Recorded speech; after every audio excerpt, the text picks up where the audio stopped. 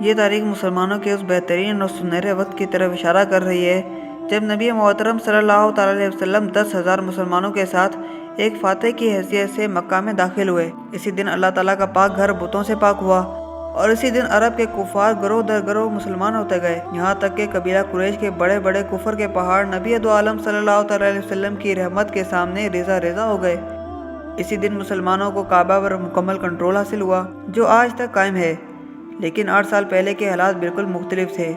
وہی اسلام جس کی طاقت آج سب کے سامنے تھی، 8 سال پہلے بہت کم تھی۔ مسلمان تعداد کے لحاظ سے بہت کمزور تھے، یہاں تک کہ کفار مکہ کی اذیتوں کی وجہ سے نبی دو عالم صلی اللہ تعالیٰ علیہ وسلم کو اپنا آبائی شہر مکہ کو چھوڑ کر مدینہ جانا پڑا، اور جاتے وقت آپ نے کعبہ کی طرف آخری نظر کی اور فرمایا کہ یہ کعبہ تو مجھے دنیا پر ما فیہا سے زیادہ پیارا ہے، اگر مجھے میری قوم نہ نکالتی تو میں کبھی تجھے چھوڑ کر نہ جاتا۔ لیکن 8 سال بعد اسی شہر میں نبی محترم صلی اللہ علیہ وسلم ایک فاتح اور کامیابی کے ساتھ لوٹے اور کعبہ پر مکمل کنٹرول حاصل کر لیا۔ سو اتنی بڑی کامیابی مسلمانوں کو کیسے ملی، آئیے جانتے ہیں۔ غزوہ مکہ، جسے فتح مکہ بھی کہا جاتا ہے، یہ 10 جنوری 630 عیسوی 20 رمضان ہجرت کے 8ویں سال پیش آیا۔ اس کی اصل وجہ 6 ہجری میں کیا جانے والا وہ معاہدہ تھا جو مسلمانوں اور قریش کے درمیان صلح اور امن کے لیے کیا گیا تھا، جس کا نام صلح حدیبیہ ہے۔ چونکہ اس معاہدے کے قیام کی پہل مسلمانوں کی طرف سے کی گئی تھی، لہذا صحابہ اکرام کو یہ معاہدہ ناگوار گزرا،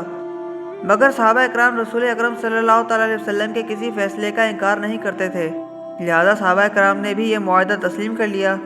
لیکن اللہ تعالیٰ نے ان کے دل کو مطمئن کرنے کے لیے وحی نازل فرمائی کہ اے حبیب، ہم نے آپ کو واضح کامیابی عطا کی، اور جس کامیابی کو کوئی نہ دیکھ پا رہا تھا اسے رحمت عالم صلی اللہ تعالیٰ علیہ وسلم نے محسوس کر کے اس معاہدے کی بنیاد رکھی، اور یہی معاہدہ بڑی بڑی کامیابیوں کی وجہ بنا، جیسے کہ فتح مکہ۔ اس معاہدے میں ایک شرط یہ بھی تھی کہ عرب کا جو بھی قبیلہ مسلمانوں اور کافروں میں سے جس کے ساتھ بھی چاہے الحاق کر سکتا ہے، یعنی مسلمانوں یا کافروں میں سے جس کا چاہے ساتھ دے سکتا ہے۔ لہٰذا بنو بکر کفار کے ساتھ ہو لیے اور بنو خزاعہ مسلمانوں کے ساتھ۔ ان دونوں قبیلوں کی آپس میں پرانی دشمنی بھی تھی، لہٰذا بنو بکر ہمیشہ اس موقع کی تلاش میں رہتے کہ بنو خزاعہ سے بدلہ لیا جائے۔ 2 سال بعد بنو بکر کو یہ لگا کہ مسلمانوں کی تعداد و طاقت ان سے کافی کم ہے، اور اگر وہ معاہدے کی نافرمانی بھی کرتے ہیں تو انہیں کوئی نقصان نہیں پہنچے گا۔ اسی بات کو سوچ کر بنو بکر نے بنو خزاعہ سے بدلہ لینے کا فیصلہ کیا اور کچھ قریش سرداروں کو بھی اپنے ساتھ لے لیا، اور قریش اس گمان میں ان کے ساتھ ہو لیے کہ انہیں کوئی نہ پہچانے گا۔ لیکن جب وہ سردار بنو خزاعہ پر ظلم و ستم کے پہاڑ توڑ کر اور انہیں بھیڑ بکریوں کی طرح حرم کعبہ میں ذبح کر کے رات کے اندھیرے میں واپس آئے اور اطمینان سے سو گئے، تو صبح کو وہی لاشیں ان کے گھر کے سامنے پڑی ہوئی تھیں، جس سے سب کو ان کے بارے میں پتہ چل گیا کہ انہوں نے معاہدہ توڑ دیا ہے۔ لیکن بنو خزاعہ کے باقی کچھ افراد مدینہ پہنچے اور نبی کریم صلی اللہ تعالیٰ علیہ وسلم کو اپنے اوپر ٹوٹی قیامت کا حال سنایا، تو نبی کریم صلی اللہ تعالیٰ علیہ وسلم نے انہیں یقین دلایا کہ ہم اس کا بدلہ ضرور لیں گے۔ تو آپ نے حضرت زمرہ رضی اللہ تعالیٰ عنہ کو مکہ بھیجا اور ان سے کفار مکہ کے سامنے 3 شرطیں رکھنے کو کہا، یا تو وہ مقتولوں کی دیت دیں، یا بنو بکر کی حمایت چھوڑ دیں، یا صلح حدیبیہ کے ٹوٹنے کا اعلان کر دیں۔ جب قریش کو یہ پیغام ملا تو انہوں نے بڑے تکبرانہ انداز میں صلح حدیبیہ کو توڑنے کا اعلان کر دیا، کیونکہ دیت میں ہزاروں اونٹ دینے پڑتے، جو کفار کی بس کی بات نہ تھی، اور نہ ہی وہ بنو بکر کے ساتھ اپنے تعلقات خراب کرنا چاہتے تھے، لہٰذا انہوں نے صلح حدیبیہ ختم کرنے کا اعلان کر دیا۔ یہ سن کر حضرت زمرہ رضی اللہ تعالیٰ عنہ واپس مدینہ تشریف لے آئے، لیکن حضرت زمرہ رضی اللہ تعالیٰ عنہ کے مکہ سے نکلتے ہی کفار کو یہ خیال آیا کہ انہوں نے معاہدہ توڑ کر غلطی کر دی ہے، سو انہوں نے اپنے سردار ابو سفیان سے مدینہ جا کر اس معاہدے کی تجدید یعنی رینیو کرنے کو کہا۔ لیکن ابو سفیان کو مدینہ پہنچتے پہنچتے کافی دیر ہو چکی تھی۔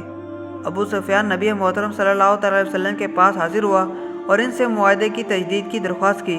لیکن نبی مکرم صلی اللہ تعالیٰ علیہ وسلم نے انہیں کوئی جواب نہ دیا۔ ابو سفیان نے بڑے بڑے صحابہ سے سفارش کی درخواست کی، لیکن سب نے اسے یہی کہا کہ حضور کا فیصلہ آخری فیصلہ ہے۔ ہر طرف سے مایوس ہو کر ابو سفیان نے مدینہ میں امن کا اعلان کیا اور واپس چلا گیا۔ نبی دو عالم صلی اللہ تعالیٰ علیہ وسلم نے چند دن بعد تمام صحابہ کو جمع کیا اور جنگ کی تیاری کرنے کو کہا، اور مدینہ کے آس پاس کے تمام مسلمانوں کو جنگ میں شامل ہونے کا حکم دیا، اور یوں آہستہ آہستہ 10,000 مسلمانوں کا لشکر تیار ہوا، جس نے مکہ کی طرف بڑھنا شروع کر دیا۔ اور اس سفر کے آغاز میں ہی نبی دو عالم صلی اللہ تعالیٰ علیہ وسلم نے مدینہ کے آس پاس پہرے دار بٹھا دیے، تاکہ کوئی مکہ والوں کو مسلمانوں کے لشکر کے بارے میں آگاہ نہ کر دے، اور نہ ہی خود آپ نے کسی کو جنگ کے بارے میں بتایا، لیکن بزرگ صحابہ سمجھ چکے تھے کہ مکہ پر چڑھائی کا وقت آ چکا ہے۔ چونکہ یہ مارکہ رمضان کے مہینے میں پیش آیا، لہٰذا مقام قدید میں نبی دو عالم صلی اللہ علیہ وسلم نے تمام مسلمانوں کو روزہ موقوف کرنے کا حکم دیا اور خود بھی پانی نوش فرمایا۔ مکہ المکرمہ سے کچھ دور جب یہ عظیم الشان لشکر پہنچا تو مرو زہران کے علاقے میں اس لشکر نے پڑاؤ کیا اور نبی کریم صلی اللہ علیہ وسلم نے تمام مسلمانوں کو پھیل جانے اور الگ الگ چولہا جلانے کا حکم دیا۔ قریش نے جب رات کے وقت میلوں تک آگ ہی آگ جلتی دیکھی تو انہوں نے ڈر کر چھپنے کی جگہ تلاش کرنا شروع کر دی، لیکن صبح ہوتے ہی ابو جہل کے بیٹے عکرمہ نے کچھ لوگوں کو جمع کیا اور مقابلہ کرنے کا فیصلہ کیا۔ نبی کریم صلی اللہ علیہ وسلم نے حضرت خالد بن ولید کو حکم دیا کہ وہ اپنی فوج کے ساتھ مقام قدا سے مکہ میں داخل ہوں اور مقام ہجون پر جھنڈا گاڑ آئیں۔ جب خالد بن ولید مکہ میں داخل ہوئے تو ابو جہل کے بیٹے عکرمہ اور اس کے ساتھیوں نے خالد بن ولید پر حملہ کر دیا اور ان کے ساتھ 2 مسلمانوں کو شہید کر دیا، لیکن حضرت خالد بن ولید رضی اللہ تعالیٰ عنہ نے جرأت کے ساتھ ان کا مقابلہ کیا اور 13 کافروں کو جہنم میں پہنچا دیا۔ مقام ہجون وہ جگہ ہے جسے آج جنت المعلا کہا جاتا ہے۔ یہاں جھنڈا گڑ جانے کے بعد مسلمان مکہ پر قابض ہو گئے۔ اس کے بعد نبی دو عالم صلی اللہ علیہ وسلم اپنے غلام حضرت زید رضی اللہ تعالیٰ عنہ کے بیٹے اسامہ رضی اللہ تعالیٰ عنہ کو اونٹنی پر پیچھے بٹھا کر خانہ کعبہ کی طرف روانہ ہوئے اور کعبہ میں رکھے 360 بتوں کو حضرت ابراہیم خلیل اللہ علیہ السلام کی یادگار تازہ کرتے ہوئے توڑ ڈالا اور کعبہ کو بتوں سے پاک کر دیا، اور آپ نے تاریخی جملے کہے جسے سن کر بڑے بڑے کافر ایمان لے آئے۔ آپ نے فرمایا جو ہتھیار ڈال دے گا اس کے لیے امان ہے، جو شخص اپنا دروازہ بند کر لے اس کے لیے بھی امان ہے، جو کعبہ میں داخل ہو جائے اس کے لیے بھی امان ہے، اور جو ابو سفیان کے گھر میں پناہ لے گا اسے بھی امان ہے۔ اور یہ الفاظ آپ نے ان لوگوں کے لیے کہے تھے جنہوں نے آپ کو 8 سال پہلے مکہ سے مدینہ ہجرت کرنے پر مجبور کیا تھا، اور انہی لوگوں نے جب امان کی بات سنی تو تقریباً پورا مکہ مسلمان ہو گیا۔ اور ابو سفیان جو مسلمانوں کا بدترین دشمن تھا، اسے جب یہ خبر ملی کہ میرے گھر میں جو آیا اسے امان ہے تو اس نے بھی تصدیق کر دی کہ اتنا کریم تو کوئی عام انسان نہیں ہو سکتا، یہ وہی ہو سکتا ہے جسے اللہ تعالیٰ نے اپنی امت کے لیے رحمت بنایا ہو۔ سو ابو سفیان بھی مسلمان ہو گیا۔ فتح مکہ کے بعد آپ صلی اللہ علیہ وسلم 15 دن مکہ میں رہے اور ابتدائی 10 دن میں ہزاروں لوگوں نے اسلام قبول کیا۔ پھر نبی کریم صلی اللہ علیہ وسلم نے حضرت عتاب رضی اللہ تعالیٰ عنہ کو مکہ کا گورنر بنا دیا اور حضرت معاذ بن جبل رضی اللہ تعالیٰ عنہ کو مولم بنا دیا تاکہ وہ ان نو مسلموں کو اسلام کے ضروری احکام سکھا سکیں، اور ان تمام معاملات کے بعد آپ واپس مدینہ تشریف لے آئے۔